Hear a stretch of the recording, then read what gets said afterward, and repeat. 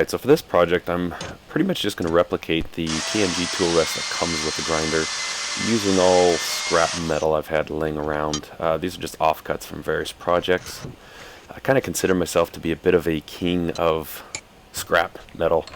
I save every little piece that's half usable. Probably had this little bar sitting around for a couple years. And then also for the table itself I end up using a what was it? A big piece of plate from an old welding table was given to me, so I just drilled the holes there, and these are lines that I traced out from the other thing, and I just cut them on my bandsaw.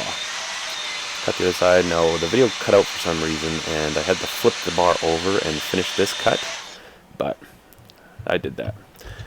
Check it. Looks pretty good to me. Yeah. And we'll just take it to the belt grinder, clean it up a little bit, round the edges off so it's easy to go in and out, and won't cut yourself on any sharp edges.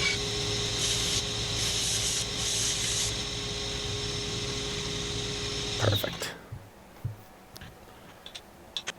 And this is the plate that I'm going to use. This was a scrap, this again was a piece of a welding table somebody's throwing out, so I took it and I've been cutting that table down slowly, but projects like this, it's nice not to have to go and buy steel. You just have stuff laying around. So, doing some quick measurements, make sure I can get everything lined up correctly. And really, I just wanted a slightly larger tool rest than the one that it came with, just for working on bigger projects, and not even knives necessarily, but a lot of the larger pieces for other things that I'm making. It's just nice to have a little bit more surface area to work from. Get it all lined up, and then we're going to do a I'm going to cut the little groove there where the Titan or your wheel will go into. Man, this porta bandsaw is just a gem. I love using this thing. And this will be the bottom side there. You can see, I don't know what somebody welded to that at one point, that big circle there, but whatever. Clean that line up, and then put a little chamfer on there. And let's check it out, make sure it's going to work properly before we weld it up.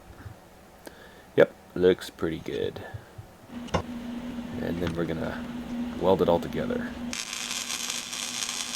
Now, one thing that happens when you're welding this plate, and I could have done other things to avoid it, but you'll get warpage if you have a decent amount of heat in your welds, and I did. I got good penetration on these welds, and as a result, that plate actually warped a little bit. And there I'm checking it, and one solution for that is I clamped it to a piece of a railroad tie, railroad track I guess, and just heated it up like crazy. And then just kind of kept tightening those clamps down a little bit. And my oxyacetylene torch is out, so I have to use brazing fuel. It's a lot slower. I prefer to use my oxyacetylene torch, but it wasn't available. But all in all, the end result turned out pretty good. Check it out, make sure it's all nice. I'm happy with that. I think it should work pretty good. Alright, thanks for watching, guys.